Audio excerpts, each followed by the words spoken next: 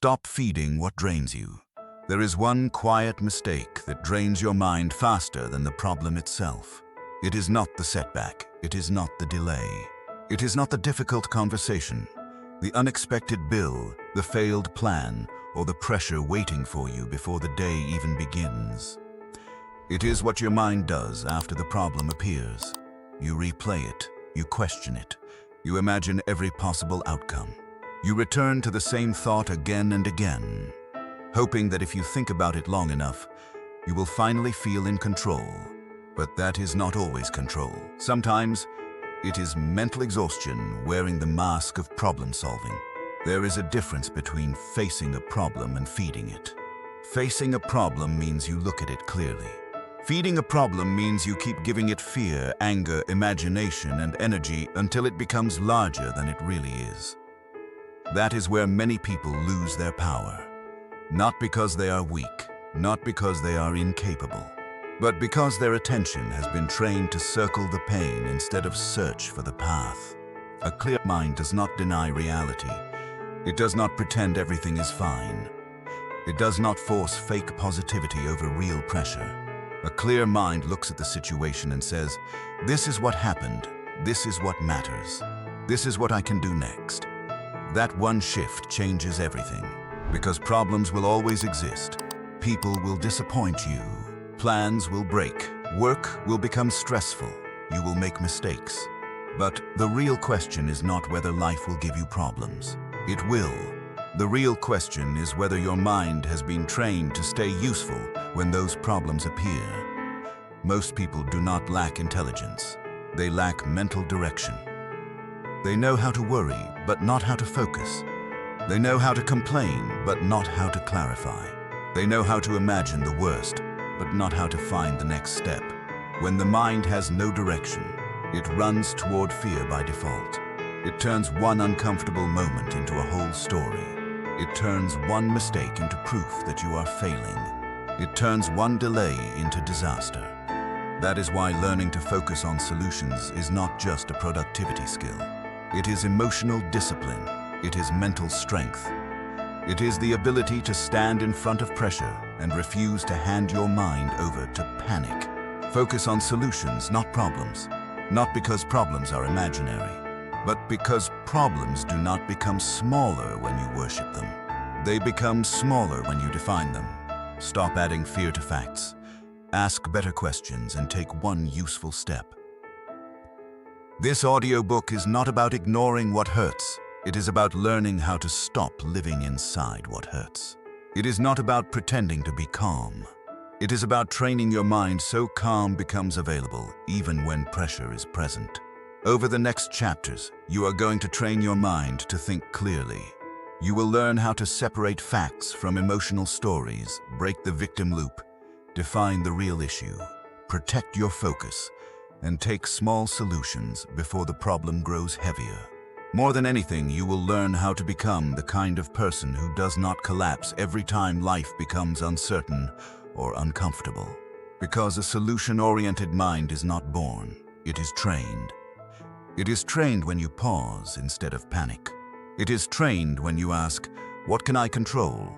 instead of, "Why is this happening to me?" It is trained when you take one small step before you complain about the whole road. That is the goal, not perfection, not constant happiness, not a life without problems. The goal is a mind that does not abandon you the moment life gets hard. So as you listen, do not treat this as background noise. Treat it as training. Let every chapter challenge the way you think. Let every idea point you back toward action, because your attention is not neutral. Whatever you feed grows. Feed the problem, and the problem becomes your world.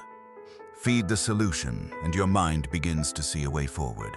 That is where we begin. Chapter 1. Separate the problem from the story. The first step to thinking clearly is learning how to separate the problem from the story. Most people do not suffer only because something happened. They suffer because of what their mind adds after it happens. A mistake becomes, "I always ruin things." A rejection becomes, "Nobody respects me." A slow season becomes, "My life is falling behind." Look closely.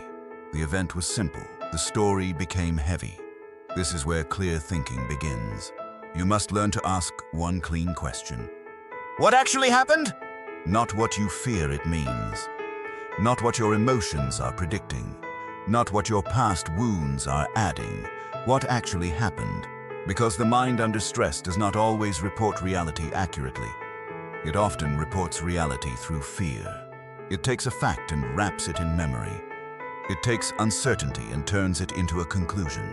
And when you believe that conclusion too quickly, you start solving the wrong problem. You may think the problem is that you made one mistake at work, but the story says, I am not good enough. You may think the problem is that money is tight this month, but the story says, I will never be secure. The fact needs attention. The story creates panic, and if you do not separate them, panic will guide your decisions. A clear mind is not cold. It is not emotionless. It simply refuses to let emotion become the only witness. It says, I feel this, but I will still look at the facts. That is strength, not pretending you are fine, not suppressing what you feel, but having the discipline to slow down and examine what is real. So when pressure rises, do not rush to name your whole life by one difficult moment. Pause and write the fact in one sentence. No drama, no exaggeration, no judgment, just the fact. Meeting did not go well. The bill is due Friday. I missed the deadline. These sentences may look small, but small, accurate sentences are powerful. They give your mind something stable to work with. Before that, your mind is fighting fog, and fog always feels larger than it is. The story usually begins with words like always, never, everything, nothing, nobody, and forever. I always fail. Nothing works for me. Everyone is ahead. This will never change. These words feel true when you are tired. They feel convincing when you are afraid, but they are rarely precise. They are emotional conclusions, not clean facts. Train yourself to catch them. When your mind says, everything is falling apart, ask what specific part is not working. When your mind says, I always mess up, ask what exactly happened this time. When your mind says, there is no way out, ask, what option have I not examined yet? This is not positive thinking. This is precise thinking. Positive thinking tries to make you feel better. Precise thinking helps you see better. And when you see better, you act better. That is what separating the problem from the story does. It helps you stop treating every thought as equally important. Some thoughts are facts, some are fears, some are assumptions, some are old pain speaking through a new situation. You do not have to obey all of them, you have to observe them. A strong mind is not a mind without noise. It is a mind that knows how to sort the noise. Start with 3 questions. First, what happened? Second, what am I telling myself this means? Third, what do I know for sure? These 3 questions can save you from hours of unnecessary suffering.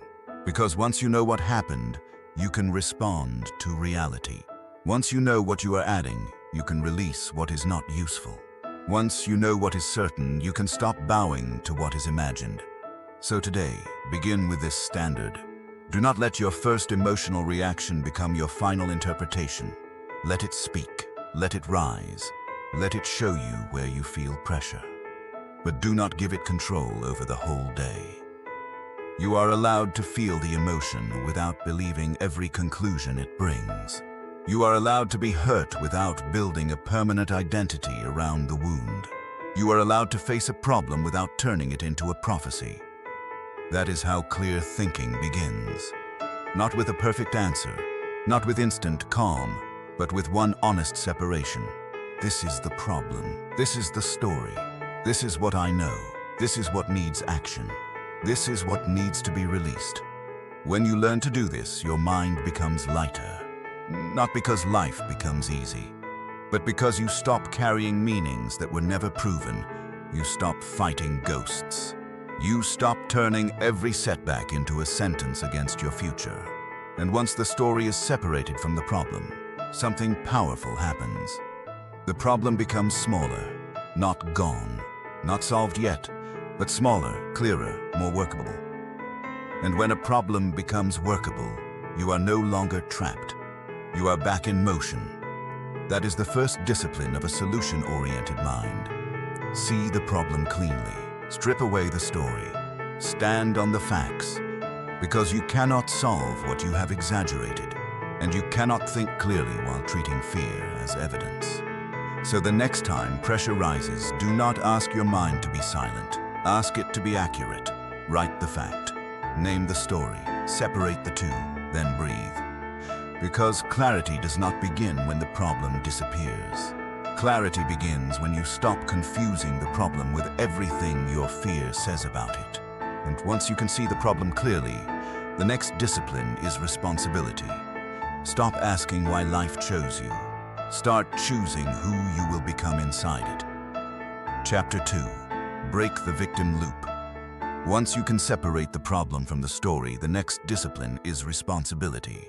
Because seeing the problem clearly is not enough. You must decide what position you will take in front of it. There is a position that takes your power away. It sounds like this. Why me? Why does this always happen? Why is life so unfair?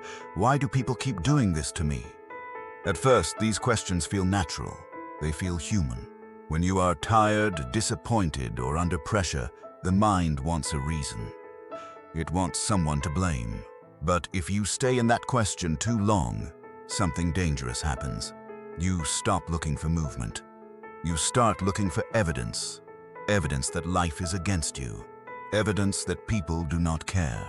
Evidence that trying is pointless. That is the victim loop. It does not always look dramatic. Sometimes it looks quiet. It looks like sitting in your car after work, replaying the same frustration. It looks like lying in bed, not resting but feeling powerless. The victim loop is not just sadness. It is a mental position.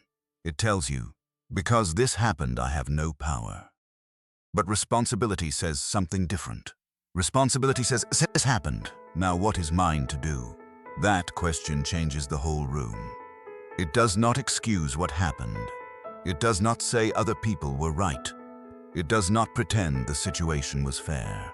It simply refuses to let unfairness become a prison. Taking responsibility does not mean taking blame for everything. It means taking charge of your next move. There is a difference. Blame looks backward and asks, who caused this? Responsibility looks forward and asks, what can I do now? Blame keeps you tied to the injury. Responsibility returns you to your agency. And agency is the beginning of strength. When one disappoints you, responsibility does not say, their behavior was acceptable. It says, what boundary do I need to set? When you fail at something, responsibility does not say, I am a failure. It says, what lesson will I not ignore this time? This is how strong people think. They look at what is in front of them. They gather themselves. Then they choose the next responsible action. That is not easy. It takes discipline, because the victim loop can feel comforting. It gives you a reason to stop trying. It gives you permission to stay angry. It gives you a story where you do not have to move, change, decide, apologize, rebuild, or begin again. But comfort is not the same as freedom. A comfortable excuse can still keep you trapped. You may be right about what happened. You may be right that it was unfair. But being right will not always make you free. Sometimes freedom begins when you stop asking life to explain itself before you take the next step. So when you catch yourself asking, why me? Do not attack yourself. Do not judge the question. Just do not build a home there. Let the question pass through. Then replace it with a stronger one. What is this asking me to learn? What standard do I need to raise? What is one thing I can do that brings power back into my hands? These questions do not erase pain. They redirect energy. Pain without direction becomes bitterness. Pain with direction becomes growth. You cannot control every event. You cannot control every person. You cannot control the timing of every result. But you can control the posture you bring into the next moment. You can control whether you collapse or collect yourself. You can control whether you complain for another hour or take one useful action. You can control whether you wait for someone else to rescue your focus or decide to lead your own mind. That is where power returns. Not in the past, not in the explanation, not in the perfect apology you may never receive. Power returns when you choose your next move. Maybe what is yours is a phone call. Maybe it is an apology. Maybe it is a boundary. Maybe it is a new plan. Maybe it is rest. Maybe it is one small task that proves you are still in motion. The action does not have to be big. It has to return you to yourself. Because the longer you stay in the victim loop, the smaller your world becomes. Everything feels personal. Everything feels permanent. Everything feels like proof. But when you choose responsibility, the world opens again. You begin to see choices. You begin to see lessons. You begin to see the difference between what hurt you and what can still build you. That is the shift, not from pain to happiness, from powerlessness to responsibility, from why me to what now, from waiting for life to be fair to becoming someone who can move with strength even when life is not fair. So today, practice the responsibility shift. When something goes wrong, give yourself a moment to feel it. Then ask the better question. What position will I take now? Because your position determines your power. If you stand as a victim, the problem becomes your identity. If you stand as the owner of your next move, the problem becomes your training. This is not about denying difficulty. It is about refusing to disappear inside it. You are not responsible for everything that happens, but you are responsible for the person you become after it happens. That is where strength returns. That is where clarity grows. That is where the victim loop breaks. And once you break that loop, you are ready for the next discipline. You are ready to define the real problem, instead of fighting a vague feeling you cannot name. Chapter 3. Define the real problem. Once you choose responsibility, the next discipline is precision. Because many people do not fail because they have no solution. They fail because they are trying to solve the wrong problem. They say, "My life is a mess." But that is not a problem. That is a cloud. They say, "Everything is stressful." But that is not a problem. That is a feeling. They say, "Nothing is working." But that is not a problem. That is a conclusion. A real problem can be named. A real problem can be located. A real problem can be placed in front of you and handled one piece at a time. Vague pain creates vague action, and vague action creates more frustration. If you want to think clearly, stop fighting the entire storm and start identifying the exact leak. Maybe your life is not falling apart. Maybe your sleep is broken. Maybe your schedule is overloaded. Maybe one conversation is overdue. Maybe one decision has been delayed for too long. When you define the core issue, you stop treating your whole life like the enemy.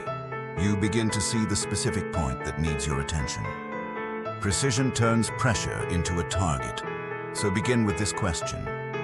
What is the actual problem I need to solve? Not the emotion around it. Not the fear underneath it. Not the story attached to it. The actual problem. If you feel overwhelmed at work, the issue may not be your job. It may be that your tasks have no priority order. It may be that you keep saying yes when your schedule is already full. If you feel stuck in your personal life, the issue may not be that you are failing. It may be that you have no plan for the next 7 days. It may be that one uncomfortable conversation is blocking your peace. Do not let the emotion choose the target. Let it show you where to look. Because the mind loves dramatic labels. But solutions need clean language. Say it clearly. My problem is not that I am lazy. My problem is that I have no fixed starting time. My problem is not that everything is impossible. My problem is that I have not chosen the first step. My problem is not that people do not respect me. My problem is that I have not communicated my boundary. This is not about blaming yourself. This is about locating the handle. Every problem has a handle, a point you can touch, a place where action can begin. If you cannot find the handle, the problem feels like a wall. If you can find it, the wall becomes a door. To define the real problem, use 3 steps. First, shrink the sentence. Take the big emotional statement and make it smaller. My life is out of control becomes my mornings have no structure. I am falling behind becomes I have missed 3 deadlines. I cannot deal with this person becomes I need to set one clear boundary. Second, separate the symptom from the source. A symptom is what you feel. The source is what keeps creating it. Stress may be the symptom. Poor planning may be the source. Anger may be the symptom. An unspoken expectation may be the source. Exhaustion may be the symptom. No recovery time may be the source. If you only treat the symptom, the same problem returns wearing a different face. Third, choose the controllable point. Ask, where can I act without waiting for the whole situation to change? Maybe you cannot change your manager today, but you can clarify your tasks. Maybe you cannot fix your finances in one afternoon, but you can list every bill, cut one expense, and make one call. Maybe you cannot rebuild your confidence overnight, but you can keep one promise to yourself today. That is enough to begin. A solution-oriented mind does not need the whole staircase. It needs the next solid step. This is why defining the problem matters. It turns emotion into information. It turns pressure into direction. It turns confusion into a starting point. And once you have a starting point, you are no longer frozen. You are working quietly, specifically, responsibly. So when your mind says, everything is wrong, do not argue with it. Refine it. Ask, what exactly is wrong? When your mind says, I cannot handle this, ask, which part feels too heavy? When your mind says, I do not know what to do, ask, what is the smallest piece I can understand right now? That is how clarity is built, not by solving everything at once, but by naming one real thing accurately. A named problem is already weaker than a vague one, because once it has a name, it has edges. Once it has edges, it has limits. And once it has limits, your mind can stop treating it like infinity. This is the third discipline of clear thinking. Define the real problem. Shrink the sentence. Find the source. Choose the controllable point. Then take the next step from there. Because you cannot solve a fog. You cannot build a solution around a problem you have not named. Name it clearly. Narrow it honestly. Locate where action begins. Then move. And once you know the real problem, the next discipline becomes essential. You must protect your focus from everything that tries to pull you away from solving it. Chapter 4. Protect your focus from emotional noise. Once you define the real problem, the next discipline is protection. Because clarity is fragile when your mind is surrounded by noise. You may know exactly what needs to be handled. You may know the next responsible step. You may even have the right plan in front of you. But if your focus is open to every notification, every opinion, every fear, and every emotional trigger, your mind will not stay clear long enough to act. This is where many people lose momentum. Not because the problem is too hard, but because their attention is too exposed. They let one message change their mood. They let one comment damage their confidence. They let one headline steal their peace. They let one person's reaction pull them away from what actually matters. And by the end of the day, they are no longer solving the problem. They are managing emotional noise. Emotional noise is anything that pulls your mind away from the useful action in front of you. It can be a notification. It can be social media. It can be a conversation you did not need to enter. It can be the pressure to explain to yourself to someone who is not trying to understand. It can also be your own habit of checking, comparing, reacting, and returning to the same source of stress. Noise does not always look dangerous. Sometimes it looks normal. A quick scroll, a small reply, a short video, a random opinion. But every time you give your attention away without intention, you make your mind less available for what actually needs you. A clear mind needs space, not silence forever. Not isolation from the world, but protected space. A place where your thoughts can settle long enough to become useful. If you are trying to solve a real problem, do not bring the entire world into the room. Do not let every voice sit at the table. Do not invite every fear to vote. You need to create a boundary around your attention. Start with your inputs. What are you allowing into your mind before you have even started the day?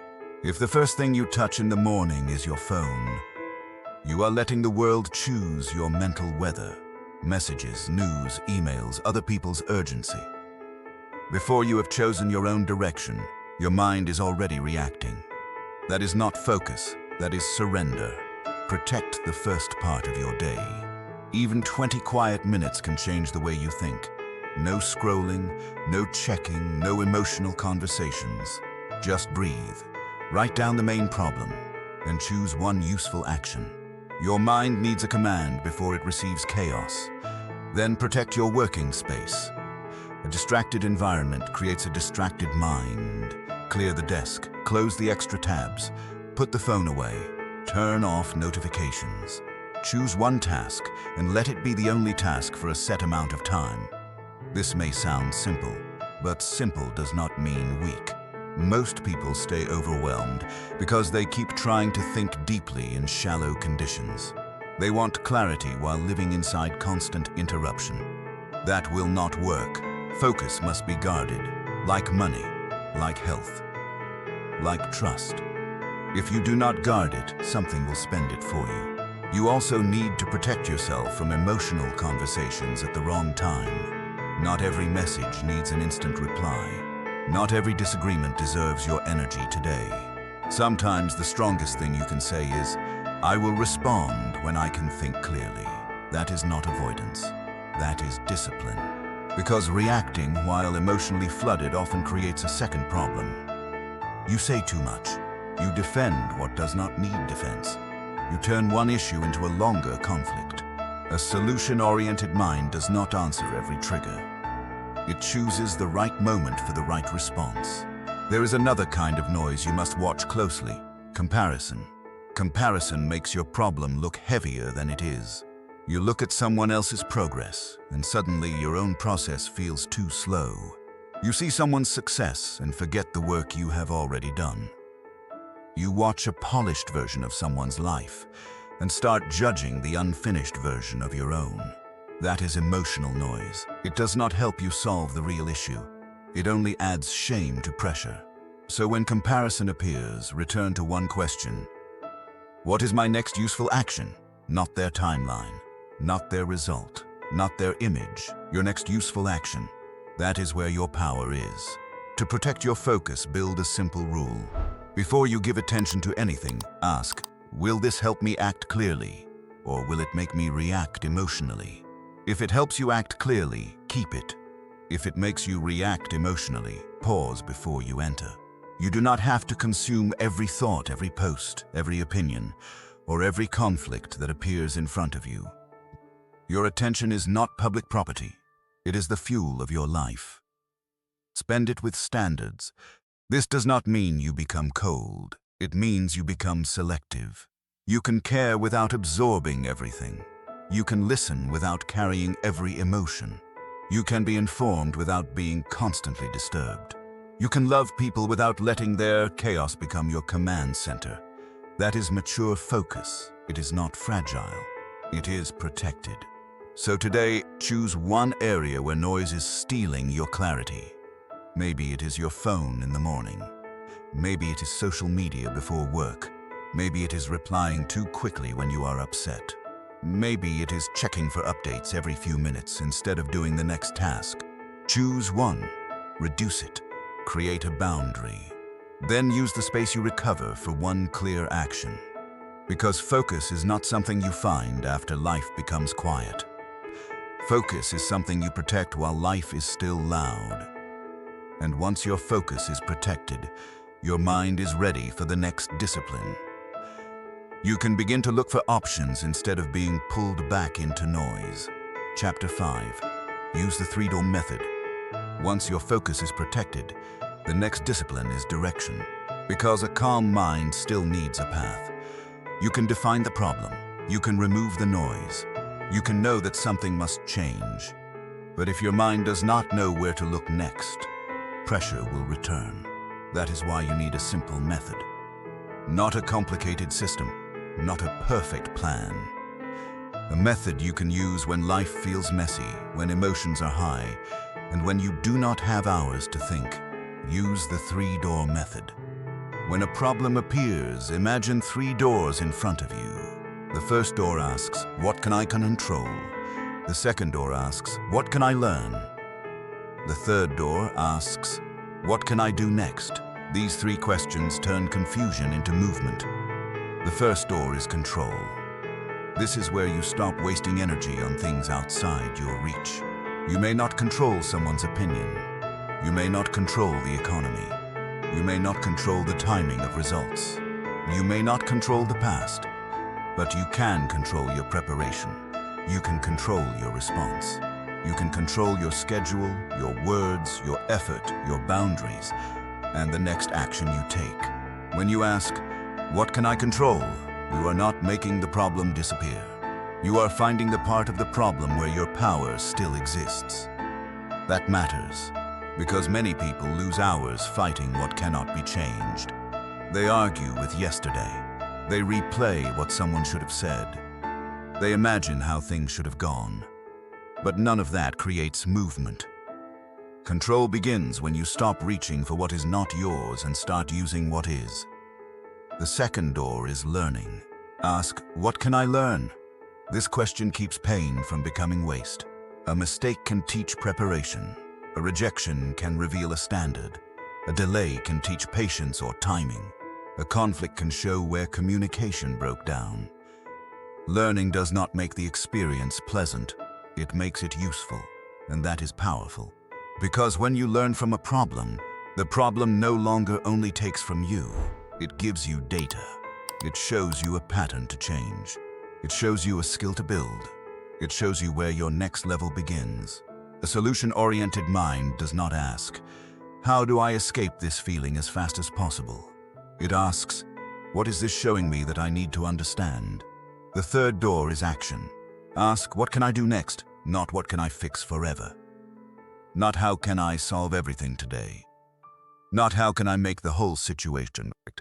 What can I do next? This question is small on purpose. When your mind is overwhelmed, big answers can feel impossible. A small next step brings you back into motion. Send the message, write the list, make the call, review the numbers, set the boundary. Start the first 20 minutes. The next step does not need to impress anyone. It needs to break the freeze. That is why this method works. Control gives you power. Learning gives you meaning. Action gives you momentum. When all 3 are present, your mind has somewhere to stand. Try it with one real situation. If you are stressed about work, ask, what can I control? Maybe your calendar. Maybe your communication. Maybe your priority list. Then ask, what can I learn? Maybe you accepted too much. Maybe you waited too long. Maybe expectations were unclear. Then ask, what can I do next? Maybe you write the top 3 tasks. Maybe you send one clear update. Maybe you block 1 hour and finish the first item. Now the problem is no longer floating above you like a storm. It is in front of you like a process. That is the difference. Panic wants everything solved immediately. Clarity wants the next right movement. Do not underestimate this. A person who knows the next step is never completely trapped. They may be tired. They may be under pressure. They may not have the full answer yet, but they are not frozen. They are moving. So the next time your mind feels stuck, do not demand a perfect solution. Walk through the 3 doors. What can I control? What can I learn? What can I do next? Write the answers down. Choose one, then act, because the mind becomes clearer after movement, not before it. And once you know how to find your next step, the next discipline is learning how to choose when pressure tries to rush you. Chapter 6. Turn pressure into a clear decision. Once you can find options, the next discipline is decision, because options are useful only when you know how to choose. Many people stay stuck after they see the path. They do not lack information. They lack a clean moment of commitment. They keep thinking. They keep comparing. They keep asking for one more sign, one more opinion, one more guarantee. But life rarely gives perfect certainty before action. At some point, you must decide. Pressure makes this difficult because pressure distorts time. It tells you to rush when you need to pause. It tells you to freeze when you need to move. It tells you one wrong choice will ruin everything. But clear decisions are not made by panic. They are made by priority. So when pressure rises, use 4 words. Pause, prioritize, decide, move. First, pause. A pause is not weakness. A pause is how you keep emotion from grabbing the steering wheel. Before you answer the message, pause. Before you agree to the request, pause. Before you quit, defend, spend, or speak from anger, pause. 1 breath can protect you from 1 unnecessary problem. 2 minutes can save you from 2 weeks of repair. The pause gives your mind a chance to return to the room. Second, prioritize. Ask what matters most right now, not what feels loudest, not what feels most urgent, not what other people are pressuring you to protect. What matters most? Maybe peace matters more than proving a point. Maybe honesty matters more than being liked. Maybe health matters more than pleasing everyone. Maybe finishing 1 important task matters more than answering 10 small interruptions. Pressure becomes clearer when your priority is clear. Without priority, every option fights for control. With priority, the right choice begins to separate itself from the noise. Third, decide. A decision does not mean you know everything. It means you have chosen the best next move based on what you know now. Strong people do not wait until fear disappears. They decide with fear present. They decide with incomplete information. They decide with responsibility, not perfection. If the decision is small, make it cleanly. If the decision is large, give it structure. Write the facts, name the priority, list the cost of waiting. List the cost of acting. Then choose the option that protects your values and moves you forward. Do not confuse more thinking with better thinking. Sometimes more thinking is just fear wearing a suit. Fourth, move. A decision is not complete until it becomes behavior. If you decide to set a boundary, communicate it. If you decide to repair a mistake, take the first step. If you decide to focus, close the distractions.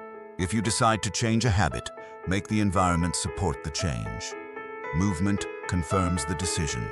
Without movement, the mind reopens the debate. This is where many people lose themselves. They decide in the morning and negotiate by afternoon. They know what matters, then abandon it when discomfort appears. They choose a direction, then ask every emotion for permission. Do not do that. Once the decision is clean, honor it with action. Not reckless action, aligned action. There is a difference. Reckless action tries to escape pressure. Aligned action follows priority. Reckless action says, I need this feeling to stop. Aligned action says, I know what matters, and I will act from there. That is emotional discipline. Imagine receiving criticism at work. The first impulse may be to defend, argue, or shut down, but a clear mind pauses. Then it asks, what matters most? Maybe the answer is growth. Maybe it is professionalism. Maybe it is keeping the conversation useful. So the decision becomes simple. Listen first. Ask one clarifying question. Take what is useful. Leave what is not. That is a decision under pressure. Not dramatic, not reactive. Clear. The goal is not to make every perfect choice. The goal is to become someone who can choose without being controlled by panic. You will not always get it right. No one does. But every clear decision trains your mind to trust you more. It learns that pressure does not own you. It learns that discomfort does not decide for you. So today, practice the 4 words: pause, prioritize, decide, move. Because clear thinking is not thinking forever. Clear thinking is knowing when to choose. And once you can choose under pressure, the next discipline is turning that choice into one small solution you can actually complete. Chapter 7. Build small solutions first. Once you can make a clear decision, the next discipline is execution. Because a decision without action becomes another thought. Many people do not fail because they never decide. They fail because they wait for the solution to feel big enough, perfect enough, or impressive enough before they begin. They want the whole plan. They want full confidence. They want the entire road to appear before they take the first step. But most real progress begins smaller than the ego prefers. A small solution is not a weak solution. It is a starting point. The first brick, the first page, the first call, the first honest sentence. The first 20 minutes of focused work. The mind under pressure often rejects small steps because they do not feel powerful enough. It says, this will not change everything, and maybe it will not, but it will change something. And when you change something, you interrupt helplessness. That is the purpose of a small solution. It brings you back into motion. Think about a locked drawer. If you stare at the whole cabinet, you feel stuck. But if you open one drawer, sort one stack, and remove one useless thing, the system begins to change. Not all at once, but enough to prove movement is possible. Your life works the same way. A financial problem may begin with one list. A health problem may begin with one walk. A work problem may begin with one finished task. A relationship problem may begin with one honest message. A confidence problem may begin with one promise kept. Small solutions rebuild the trust that big problems have taken from you. This matters because trust in yourself is not built by thinking. It is built by evidence. Every completed action tells your mind, I still move. Every small solution tells your nervous system, I am not trapped. Every finished step becomes proof that you can influence your situation. Do not underestimate proof. When life feels heavy, your mind needs evidence more than inspiration. So choose a solution small enough that you cannot honestly avoid it. Not a 10-year plan, not a complete transformation, not a perfect routine that collapses by Thursday. Choose one useful action that can be done today. If your inbox is overwhelming, answer 3 important emails. If your body feels heavy, take a 10-minute walk. If your mind feels cluttered, write down the top 3 tasks. If a conversation is overdue, send one calm message asking for a time to talk. If a goal feels impossible, work on it for 20 minutes. The small step is not the final answer. It is the opening move, and opening moves matter, because action creates information. Once you act, you learn what is easier than expected. You learn what needs support. You learn what resistance is real, and what resistance was only fear. You cannot learn that while standing still. A solution-oriented mind does not wait to feel ready. It uses action to become ready. This is where perfection becomes dangerous. Perfection tells you that if the step is not complete, it is not worth taking. Perfection says, do it right or do not do it at all. But discipline says something stronger. Do the next useful thing. Do it cleanly. Do it now. Then build from there. Progress is not created by one heroic action. It is created by repeated small actions that keep you in the game. When you are overwhelmed, shrink the action until movement becomes possible. If 1 hour feels too much, do 10 minutes. If 10 minutes feels too much, do 2. If the whole conversation feels too hard, write the first sentence.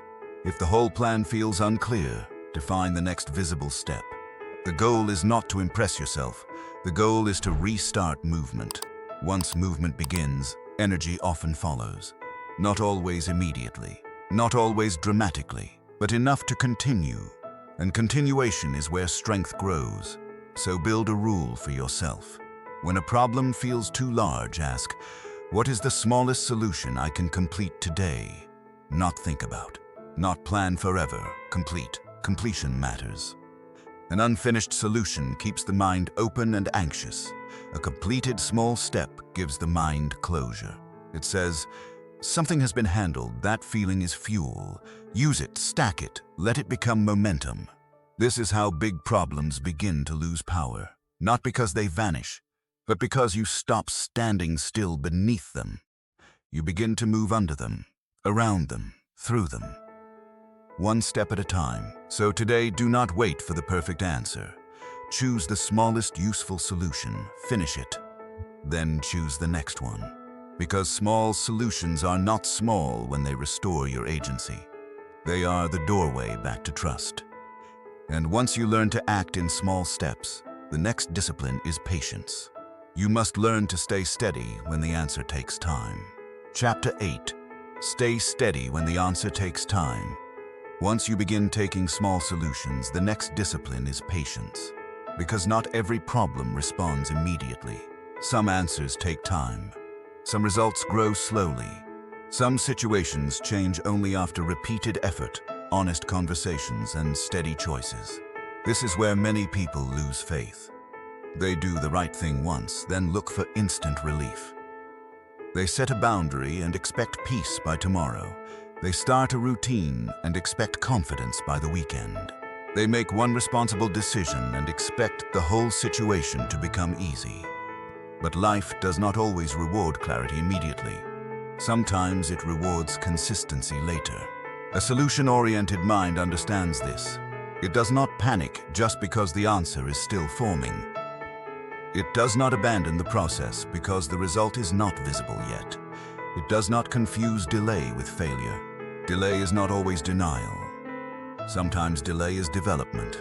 Think about physical training. One workout does not reshape the body. One healthy meal does not restore years of neglect. One night of good sleep does not fix months of exhaustion. But repeated correctly, these actions begin to change the system. At first, the evidence is quiet. You feel slightly clearer. You recover a little faster. You react with a little less panic. You keep one promise longer than before. That is progress, not dramatic, but real. Your life has seasons like that. You may be repairing your finances, but the first week only shows awareness. You may be rebuilding trust, but the first conversation only opens the door. You may be improving your health, but the first few days only reveal how much structure you need. That does not mean the solution is failing. It means the solution is still becoming strong enough to show results. Patience is not passive. Patience is active stability. It means you keep doing the right thing without demanding immediate applause from life. It means you continue the process without checking every hour for proof. It means you stop changing direction every time discomfort appears. That is discipline. When the answer takes time, your mind will create pressure. It will say, "This is not working." It will say, "You are wasting your effort." It will say, "Maybe you should quit before you look foolish." Do not obey that voice too quickly. Ask better questions. Have I given this enough time to work? Am I measuring progress too early? Is the process wrong, or am I simply uncomfortable with waiting? These questions protect you from abandoning good work too soon.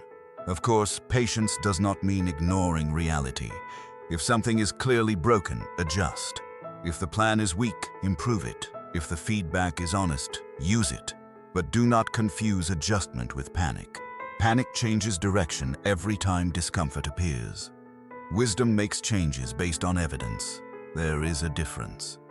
When results are slow, return to what you can repeat. Repeat the phone call. Repeat the honest conversation. Repeat the focused hour. Repeat the budget review. Repeat the walk. Repeat the promise you made to yourself. Repetition builds evidence. Evidence builds trust. Trust builds steadiness. And steadiness is what carries you through the middle. The middle is the hardest part of any solution. At the beginning, motivation is fresh. At the end, results are visible. But the middle asks for character. The middle is where no one is clapping. The middle is where the work feels ordinary. The middle is where you wonder if any of this matters. That is exactly where your mind is being trained. So if you are in the middle, do not insult your progress just because it is quiet. Quiet progress is still progress. One less argument is progress. One bill handled is progress. One honest boundary is progress. One day without quitting is progress. You must learn to count progress before it becomes dramatic. Stay steady. Not because it is easy, because steadiness is how you become trustworthy to yourself. Review the process. Adjust what needs adjusting. Keep what is working. Repeat the next right action. Then let time do what only time can do. Because some solutions do not arrive as lightning. They arrive through repetition, quiet, ordinary, steady, until one day the evidence finally appears. And when you can stay steady through slow progress, the next discipline is identity. You must learn to respond like the person you are becoming. Chapter 9. Respond like the person you want to become. Once you can stay steady, the next discipline is identity. Because the way you respond to problems is not just a habit. It is a rehearsal for who you are becoming. Every difficult moment asks a quiet question. Who are you going to be here?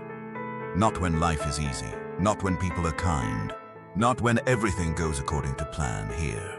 In the delay, in the pressure, in the misunderstanding, in the moment where the old version of you wants to react the same old way.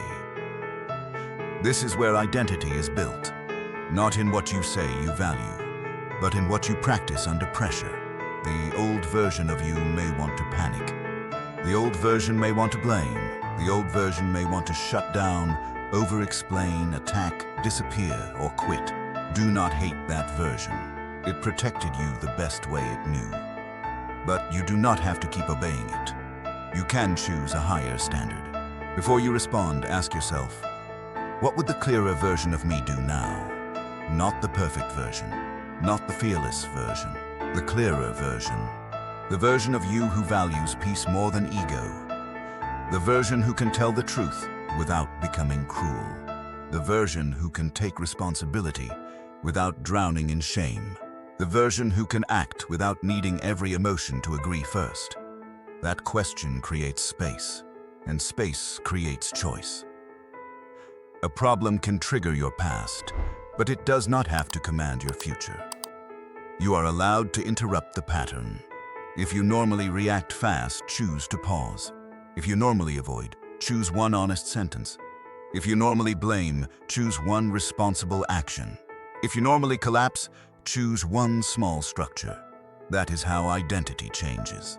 Not by making a speech to yourself, by practicing a new response. A solution-oriented person is not someone who never feels pressure. They feel it. They just do not let pressure define their behavior. They may feel anger, but they do not let anger write every word. They may feel fear, but they do not let fear choose every action. They may feel disappointment, but they do not turn disappointment into a permanent identity. This is maturity. Maturity is not the absence of emotion. Maturity is when your values become stronger than your first impulse. That is the standard. Your first impulse is allowed to appear, but it does not have to lead. You can feel the heat and still choose clean words. You can feel the fear and still take the next step. You can feel the urge to quit and still finish the small task. Each time you do that, you are voting for a new identity. You are telling your mind, this is who we are now. A calm response is a vote. A clear boundary is a vote. A completed task is a vote. A moment of patience is a vote. Over time, those votes become evidence, and evidence becomes identity. This is why your response matters. Not because every situation is huge, but because every response trains the next one. If you practice panic, panic becomes familiar. If you practice blame, blame becomes natural. If you practice clarity, clarity becomes available. If you practice responsibility, responsibility becomes your posture. So do not wait for a major crisis to become the person you respect. Practice in small moments. Practice when a message annoys you. Practice when a plan changes. Practice when traffic slows down. Practice when someone misunderstands you. Practice when you feel the urge to complain before acting. These moments may look small, but they are not small. They are repetitions, and repetition is how identity is built. The person you want to become is not waiting in the future.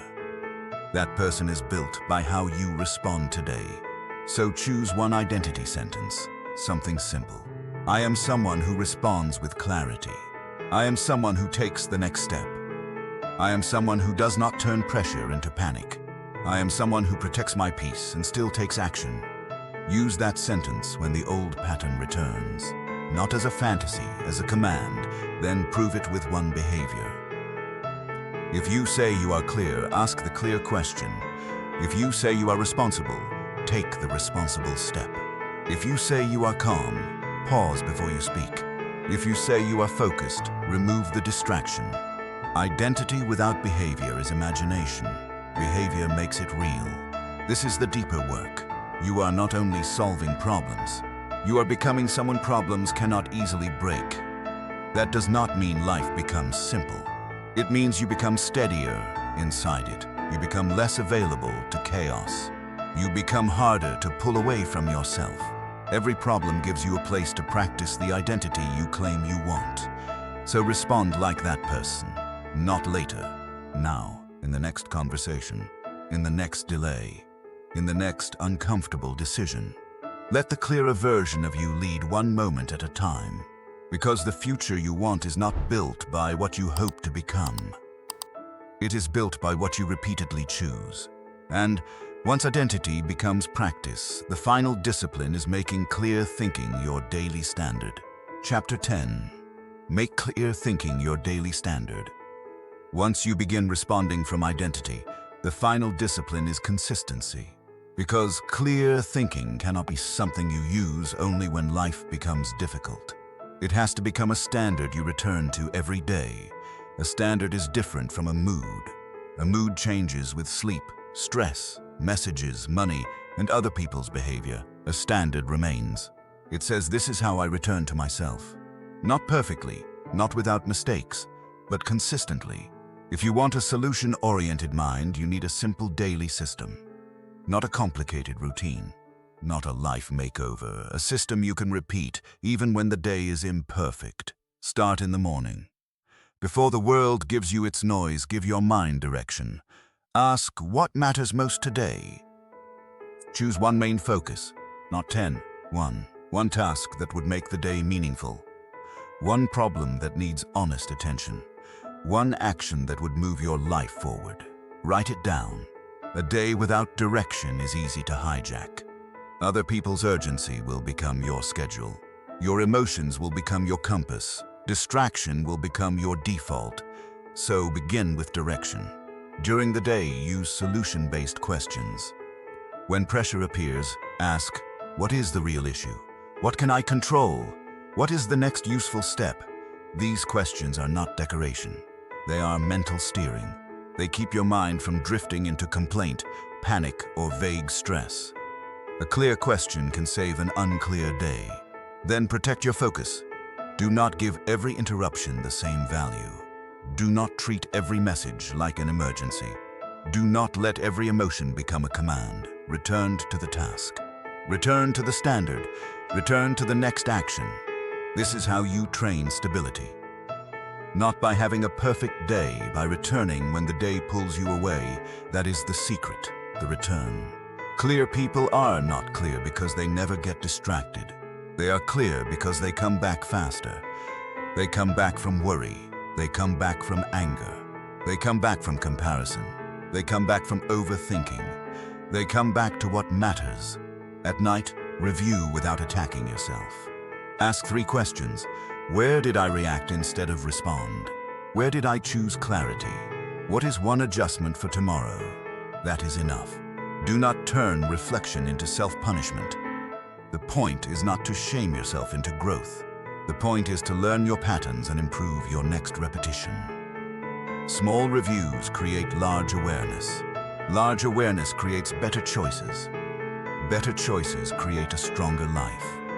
This is how the journey becomes a standard.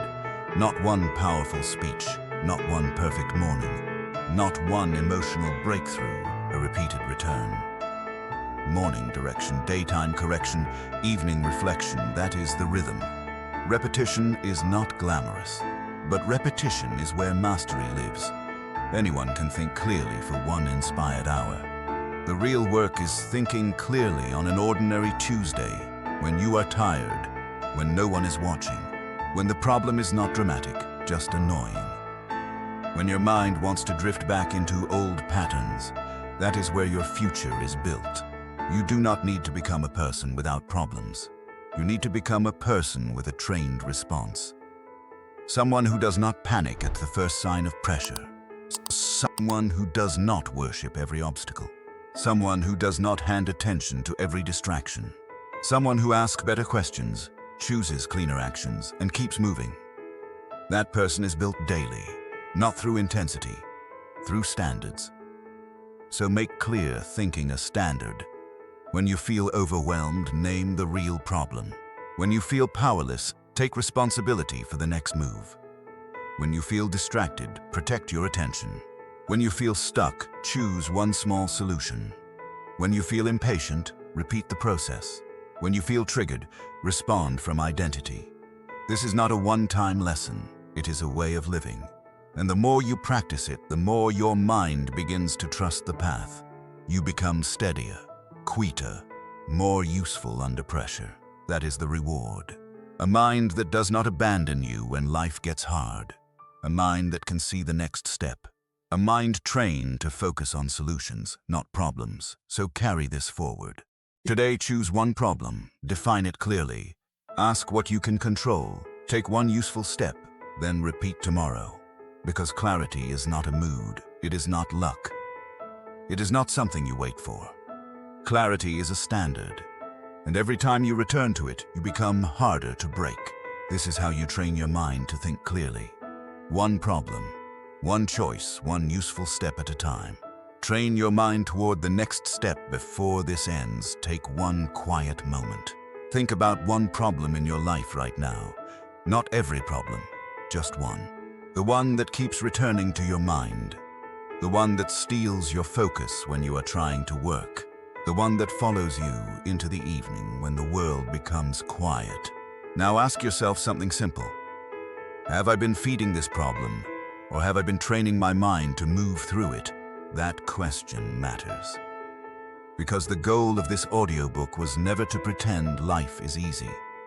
It was never to tell you that problems disappear when you think positively. They do not. Life will still bring pressure.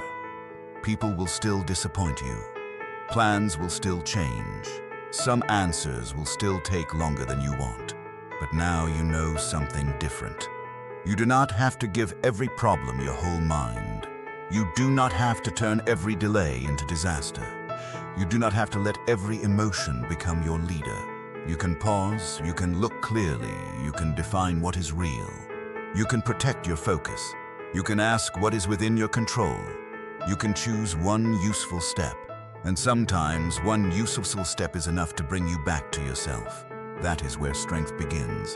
Not in having no fear. Not in having every answer. Not in being calm every second of the day. Strength begins when you stop abandoning yourself in the middle of pressure. It begins when you say, "This is difficult, but I can still think clearly." It begins when you say, "This hurts, but I will not let it become my whole identity." It begins when you say, "I do not have the full answer yet, but I can take the next honest step." That is a trained mind. A mind that does not collapse at the first sign of uncertainty. A mind that does not worship problems. A mind that looks for direction even when the road is not fully visible. So here is your challenge for the next 72 hours. For the next 3 days, every time a problem appears, do not react immediately. Pause first. Write down the fact. Then write down the story your mind is adding. After that, ask the 3 doors. What can I control? What can I learn? What can I do next? Then choose one small action. Not a perfect action, not a dramatic action. Just one useful action. Make the call. Write the list. Clean the space. Set the boundary. Finish the task. Take the walk. Send the message. Rest if rest is the responsible step. But do something that returns you to clarity. This is how you train your mind. Not once. Not only when you feel motivated, but every day in small private moments. The moments no one sees. The moments where you could complain, but you choose to clarify. The moments where you could spiral, but you choose to breathe. The moments where you could give up your power, but you choose the next step. That is how a new identity is built. Quietly, repeatedly, honestly. And if this audiobook gave you even one sentence that helped you see your situation differently, take it with you. Use it today, write it down, repeat it when pressure rises. Share it with someone who may be carrying a problem alone and needs to hear that clarity is still possible. And if this message helped you, you can support the channel in a simple way. Like this video so it can reach more people who need it. Share it with someone who is stuck inside their own thoughts. And leave a comment with one thing you are choosing to focus on next. Not the problem, the next useful step. Your comment may become the reminder someone else needs to begin again. Because we do not grow only by listening. We grow by practicing, we grow by returning. We grow by choosing clarity one moment at a time. So carry this with you. Focus on solutions, not problems. Train your mind to think clearly. And when life feels heavy, do not ask for the whole road. Ask for the next step, then take it. One problem, one choice, one useful step at a time.